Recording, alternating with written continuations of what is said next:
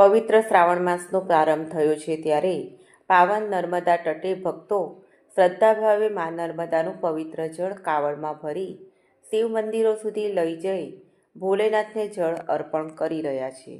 ત્યારે અંકલેશ્વરના કોસંબડી ગામની સિદ્ધિવિનાયક અને ગણેશ પાર્કના 150 જેટલા યુવાનો છેલ્લા 22 વર્ષથી પવિત્ર શ્રાવણ માસમાં પાવન સલીલા મા નર્મદાનું કાવડમાં જળ ભરી ગામના મહાદેવ મંદિરોમાં જલાભિષેક કરે છે।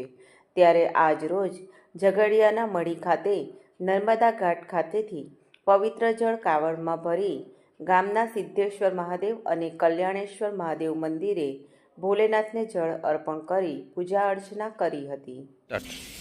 नर्मदे मात की जय। श्री सिद्धेश्वर महादेव मंदिर कोसंबड़ी। आज सवेरे 4:30 बजे वहाँ से हम लोग कावड़ लेके निकले। कोसंबड़ी ग्राम विस्तार और जीआईडीसी के कई भक्त हमारे साथ जुड़े। यह परंपरा जब से मंदिर का निर्माण हुआ है 2002 से, तब से यह परंपरा निरंतर जारी है और समस्त शिव भक्तों का भरपूर योगदान और सहयोग मिलता है, जिसके कारण यह कार्यक्रम हर साल निरंतर बृहद से बृहद रूप धारण करते जा रहा है।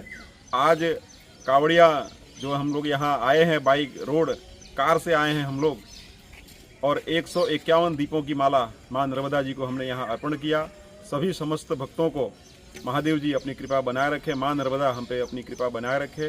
जय श्री राम जी, जय जय श्री राम जी। नर्मदे माते की जय, गंगा मैया की जय, हर हर महादेव।